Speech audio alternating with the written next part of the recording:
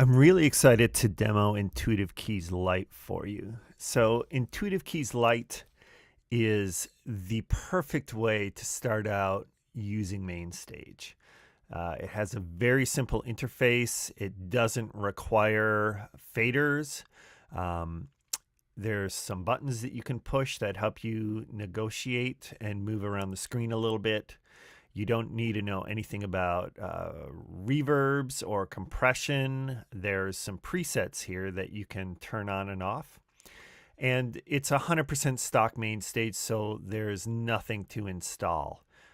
It's really the best way to get going with MainStage. I designed it to be very simple, and you hopefully even get smarter as you use this. So I didn't design this to completely change the way that you're playing. I'm assuming that you're a piano player and you already know how to play piano.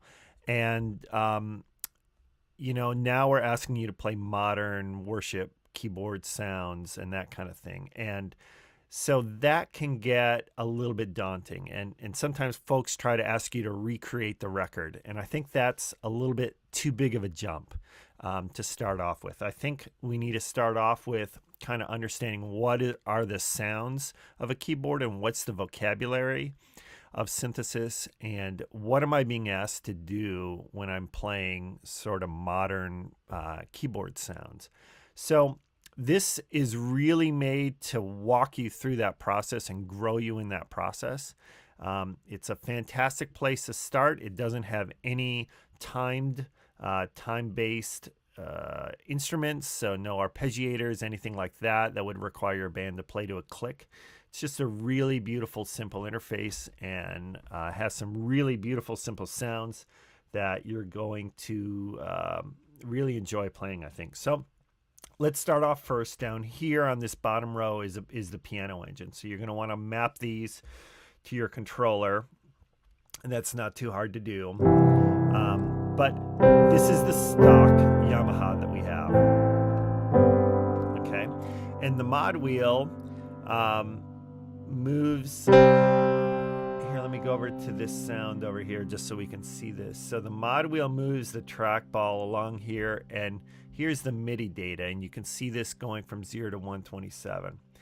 And so I'm going to go back to this solo sound here real quick. So what happens is,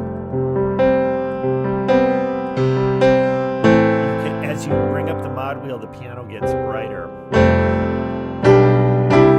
So you might really be used to a really bright piano. Typically, pianos are very bright like this. But from a production standpoint, this kind of a piano can really stomp on a vocal. It can get in the vocal's way. And so then your sound guy ends up turning you down because you're stomping on the vocal, right? So a warm piano like this, a vocal can just sing and sit right on top of this, and it's not going to collide. And your sound guy is going to turn you up, and you're going to sound better. And you're going to support the song better, right? That's what we're here to do, is support the song, serve the song, right? This is all about being a servant. So let's start off. We've got the Yamaha there, and then we've got 3 compressions. So this is no compression right now. I'm going to put on the soft compressor. Probably barely heard any difference, but there's a subtle difference. There's a subtle warmth to it, a subtle presence. If we add the lush compression, and I stack these, you don't necessarily need to do that. You can put these in order. They're arranged serially, so you could play them one at a time or stack them. And that is just a little bit more of a produced sound. I think you can hear that difference. You'll feel it when you're playing, for sure. So even as I brighten the piano up, it just sits back a little bit better. Okay, and then I'm going to play this spacious verb here.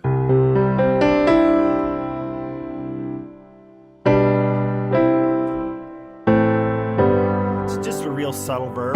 It's a good kind of baseline place to start. Let's go over to the dense verb.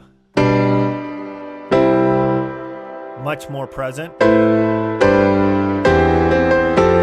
Might be more than you're used to, but it's a very modern sound, and it becomes part of the instrument, and it becomes part of this space. So this is often where I would play. This is kind of a good default starting point, and then, you know, work your way up. If you feel like you want to add the hard compressor, definitely hear that, right? You can add that, but I wouldn't typically have that on unless it's a certain specific reason. And, you know, you could always pull the lush off and turn the verb off and get real close. I might just go to the spacious. I think perfectly dry is a little too much. All right, hope that's making sense.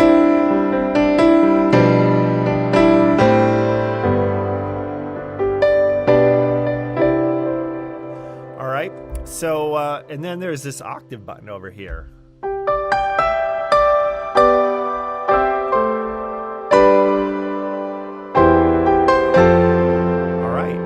Hear what that's doing, and you know, that's not there because I don't think you know how to play octaves. I think you probably know how to do that, probably better than me. But it's a sound. It's a modern sound, and what's great is you keep playing what you want and you pop that in and out.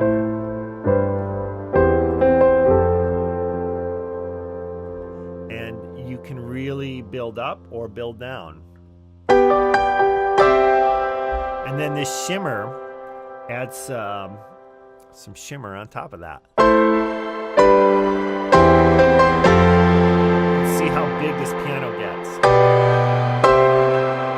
Hard compression.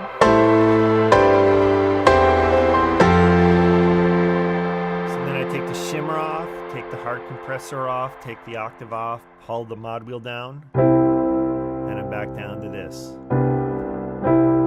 So what we're doing here is we've got emotional range to this piano. We're playing the same piano, and we're doing these subtle modifications to it. And moving between these on verse to chorus to bridge kind of thing really can grow the song, help us tell the story in a really compelling way, in a really subtle way that people aren't really going to understand what's going on, but it's there. They're going to hear it. They're going to feel it.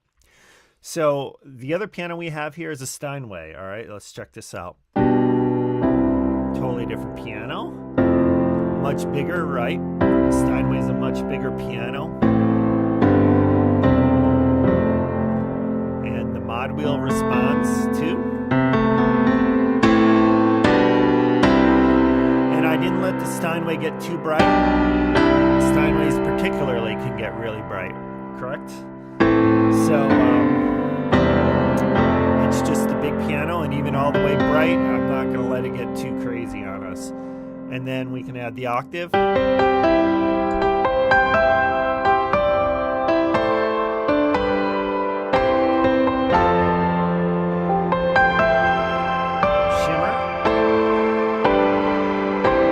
And the Steinway sounds great with the hard compressor.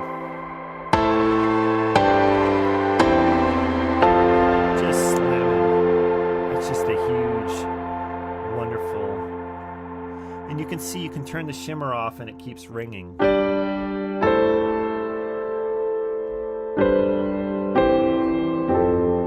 Let's do that again just so you can see that. I'm going to bring the mod wheel up, add the shimmer, add the octave, pull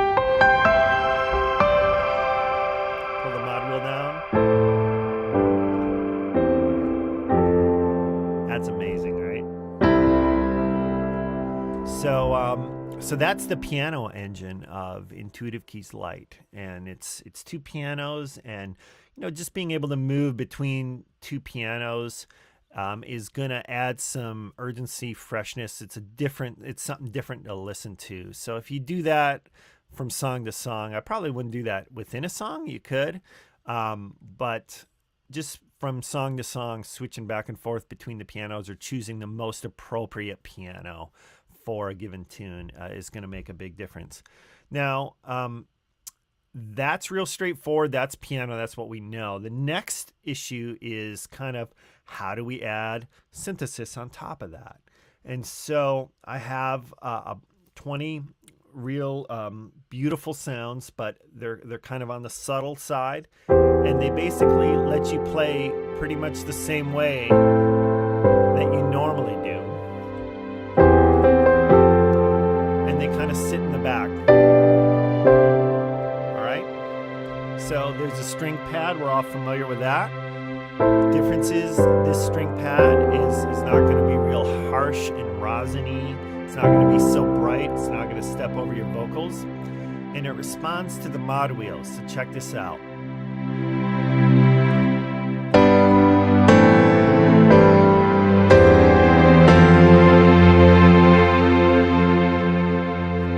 And so you can really play the volume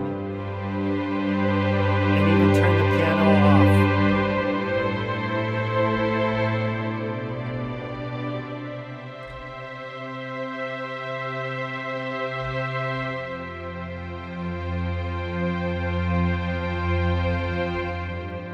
So how about that, coming out of a tune and turning off the piano and just while someone's speaking, just being able to softly keep moving underneath without changing sounds. And then you can pick back up, switch pianos.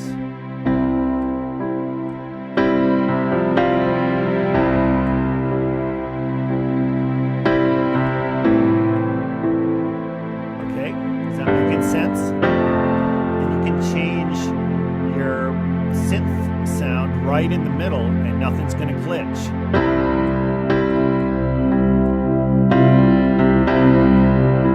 Something else that's subtle, and you don't need to change again what you're playing. So eventually we're going to start to hear what these synth sounds bring. And you can add aftertouch that's pushing down on the keyboard afterwards. And your keyboard may or may not have aftertouch. If you have a large 88 note controller, it may not have it.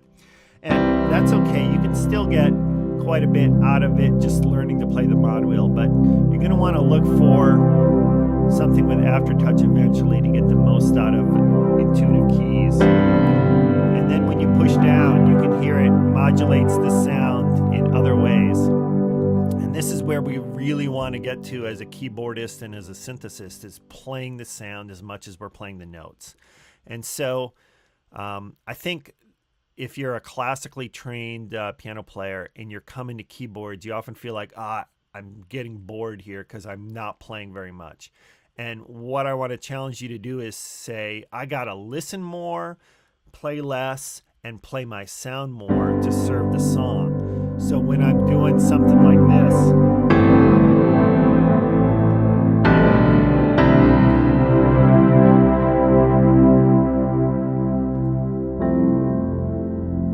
see, I'm able to play the sound, and it's more maybe the way that you've heard it in your head before, but you haven't been able to do. Like I'm building a crescendo. Can't do that on a piano, right? But it lets people understand where you're going and where things are moving next. So that's really what we want to do here. And then we start to hear some of the subtle differences between these sounds, right? We learn the vocabulary. So this has a lot less motion in it than the last sound. And it serves a purpose, but it's different. All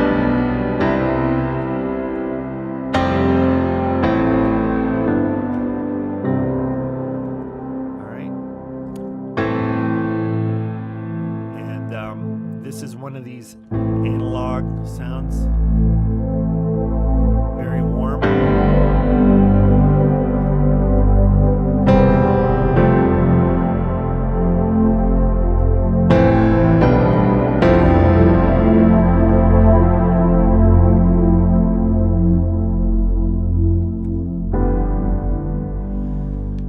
this is making sense, what we're doing here. We're really trying to give you a new vocabulary and help you kind of understand what you can do with sounds. And this really requires us listening in a new way and thinking about what does this song need. But eventually, you may start to go, I don't really need this piano sound. I really kind of get what I'm supposed to be doing.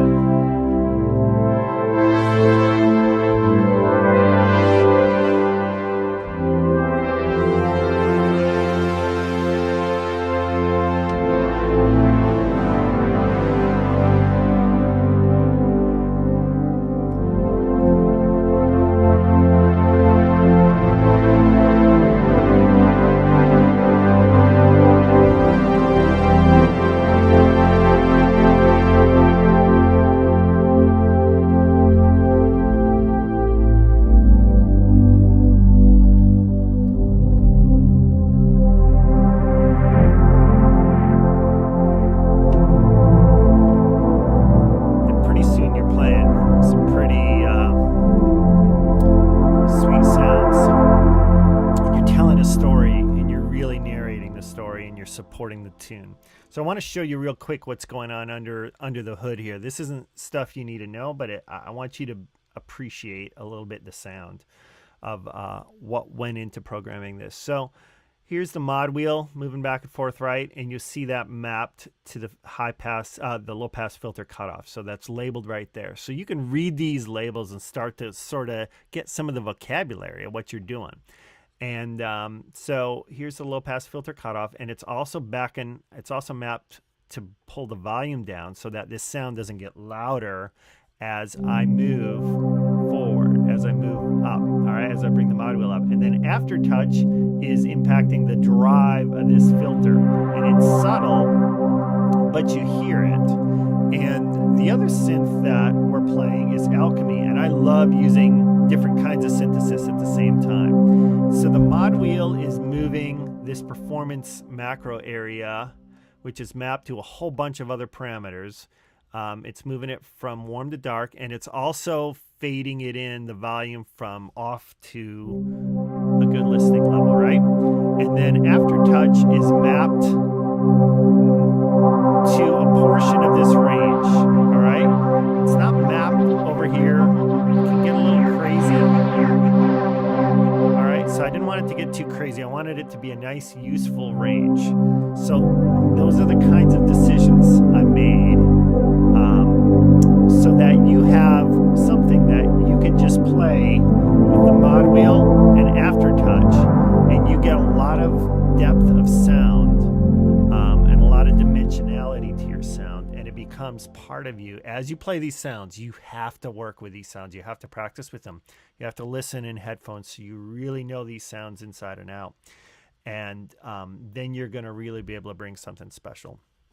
So thank you so much for watching this demo. I really appreciate your time. I really hope you get a chance to check this out. All right.